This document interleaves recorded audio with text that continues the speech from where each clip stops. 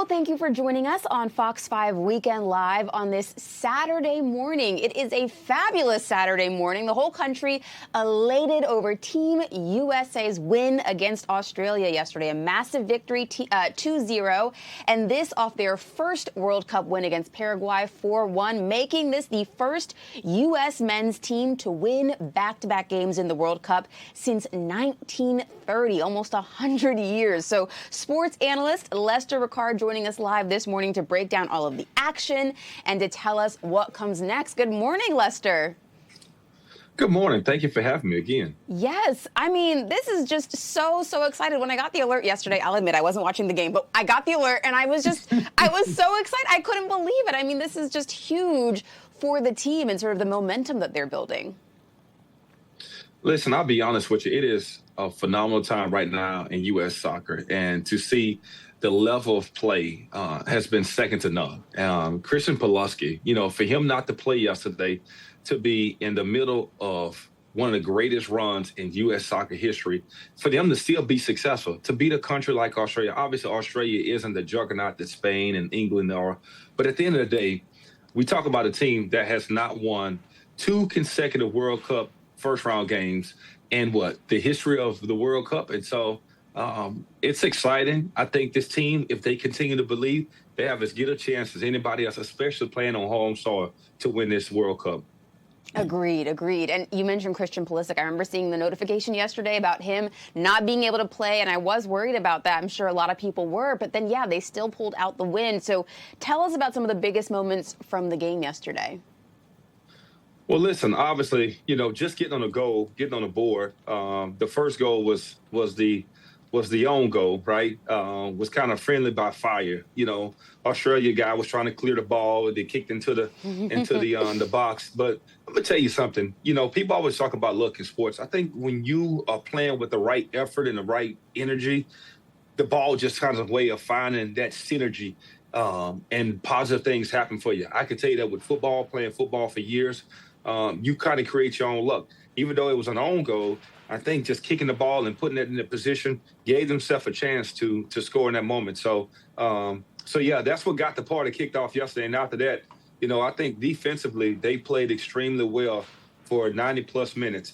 And to watch them get out there and be really 11 on 11 was phenomenal. Mm-hmm. And I don't know if I saw the TikToks yesterday talking about just sort of what a big deal it was for the goal by Alex Freeman, a black man with the last name Freeman, scoring a goal in the World Cup on Juneteenth. That's just like a different level of excitement and a different kind of win in itself.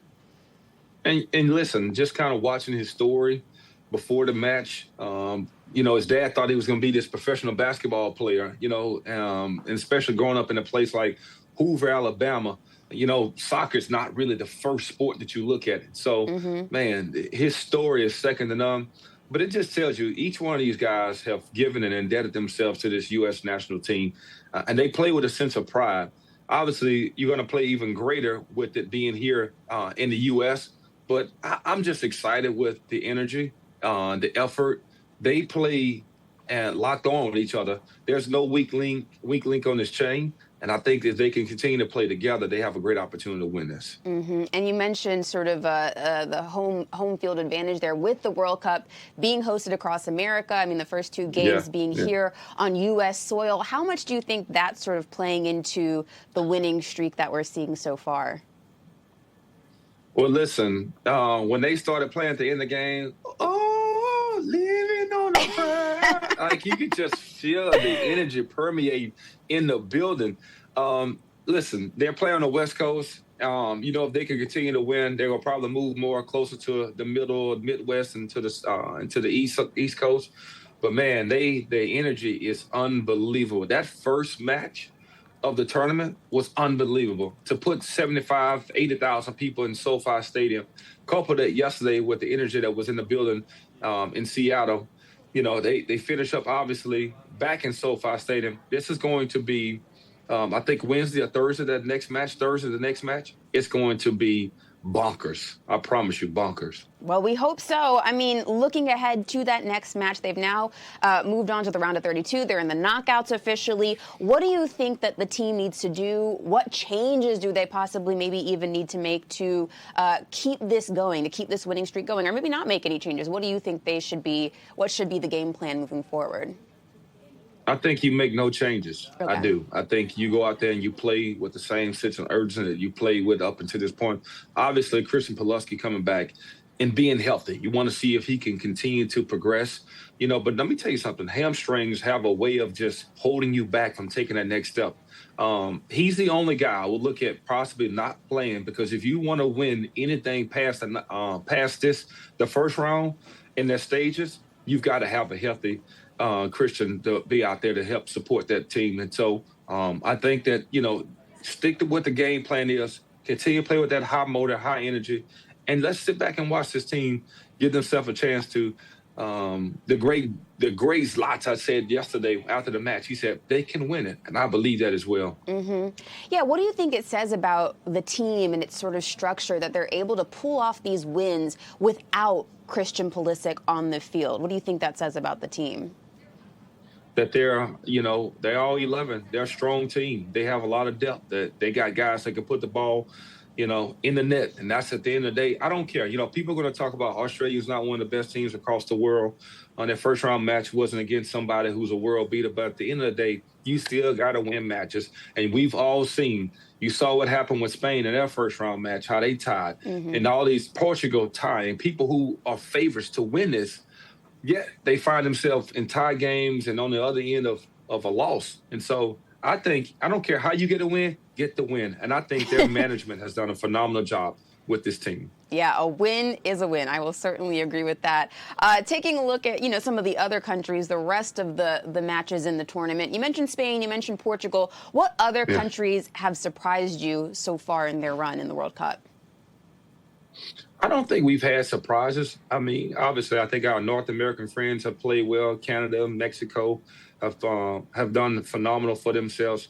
But I think at what we look at moving forward, I think you're about to get into the big boy stage of the World Cup. The Argentinas, who's looking to repeat. You look at Spain. France just looks like a juggernaut with Mbappe. The big boys have been the big boys of this tournament, and that's what's been great to see.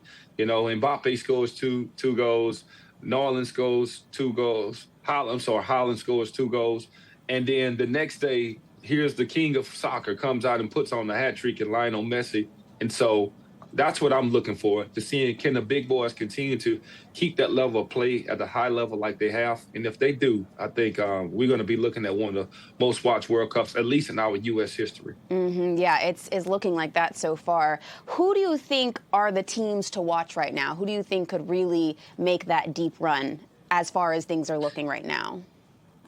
Like I said, I think France is a complete team. I like Argentina. People thought that, Messi coming to the MLS was going to slow him down. He hasn't slowed him down at all. He's still playing at an extremely high level. Germany looked phenomenal. Obviously, we're playing against Curacao, a small country, the smallest in World Cup history. But at the end of the day, they still got dudes, like we say in sports. And so Brazil, wow, dynamite last night, just dynamite. And then, I'm a Michael Jordan fan. To see them with that Jordan logo on their shirts, and man, I was like, oh, they got swag and good at the same time. And so I think France, you look at Argentina, you look at Germany, you look at England, and that team, watching Robbie Kane and Jude Bellingham put together a phenomenal performance on the other day. I think the big boys are going to be the big boys moving forward for the rest of this tournament. Okay. Of course, we claim that USA makes it all the way like that. Let's just, start with that. But if you had to bet realistically, how far do you think at this point in the tournament, how far do you think USA is going to make it? They get there. They're in the Final Four at least. I think they found a way to get to the semifinals.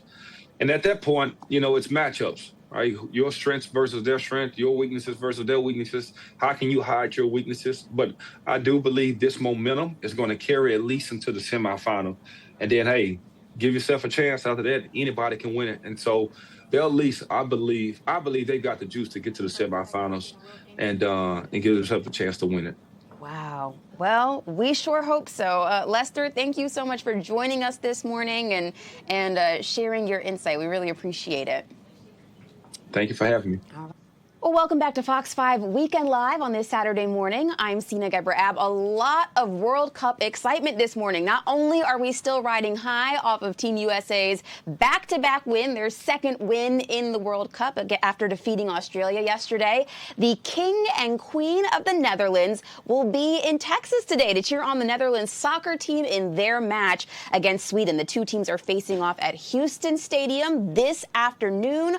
Fox's Asher Red in Houston right now. And Asher, I got to imagine people all across the area super excited right now. Yeah, in fact, they just let fans into the stadium about 14 minutes ago, and people were literally running to get their spots right in front of the DJ, trying to get to their favorite concession stands. But fans from both teams think the royal presence could add an extra layer of thrill to this already exciting matchup.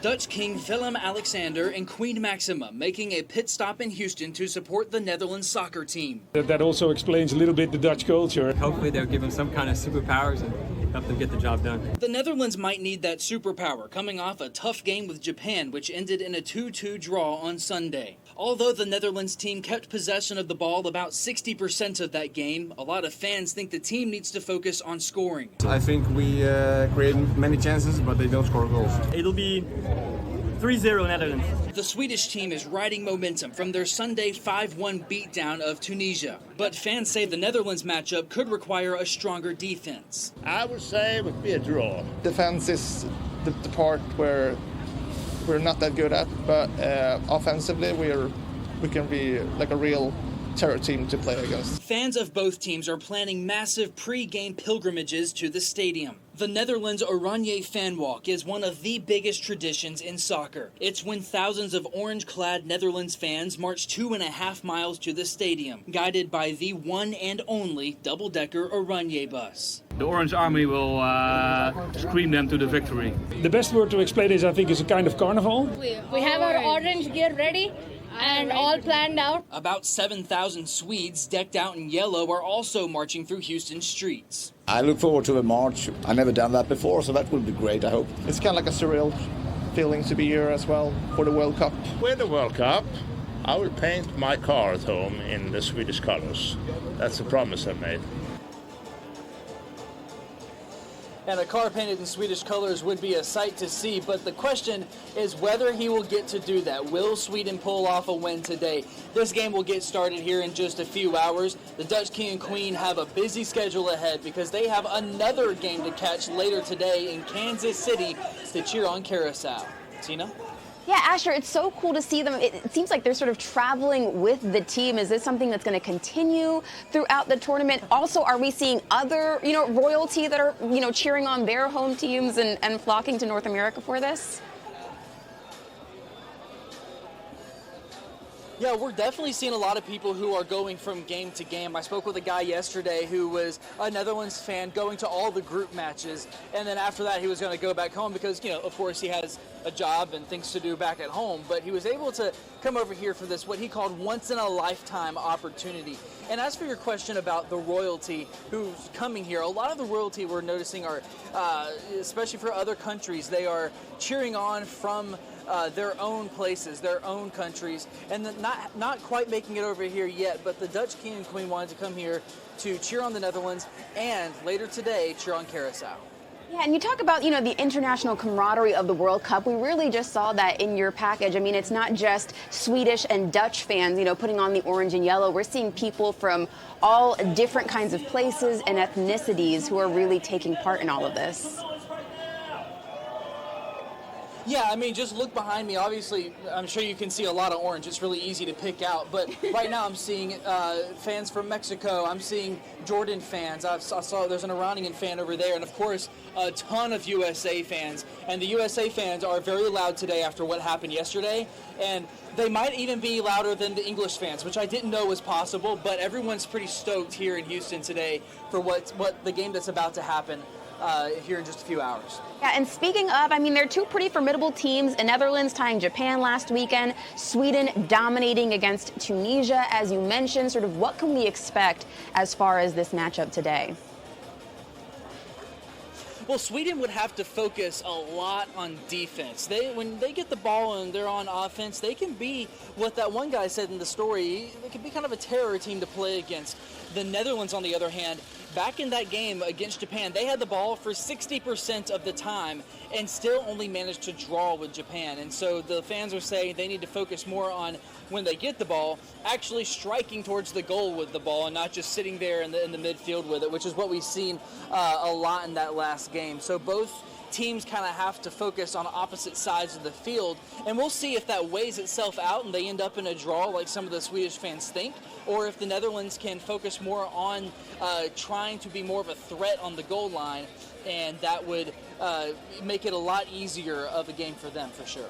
And I'm sure you're trying to be objective, but Asher, are you pulling for orange or yellow today? Well, you know, okay, I went to the University of Alabama. I've never liked the color yellow, but I will say the Netherlands fans are fantastic. The Netherlands fans are great. The Swedish fans are very nice people. It really, I mean, I'm kind of just here to go for the vibes, if I'm being honest. Like, everyone's getting along, and that's what's so beautiful about the World Cup, is it is a melting pot of all these different cultures. People get to learn about the American culture. We get to learn about their culture. I'll leave you with this. I think I've seen more European folks at Buc-ee's this week than I ever have country folk at any other time. Well, what a sight. Thank you so much for joining us, Asher. We really appreciate it.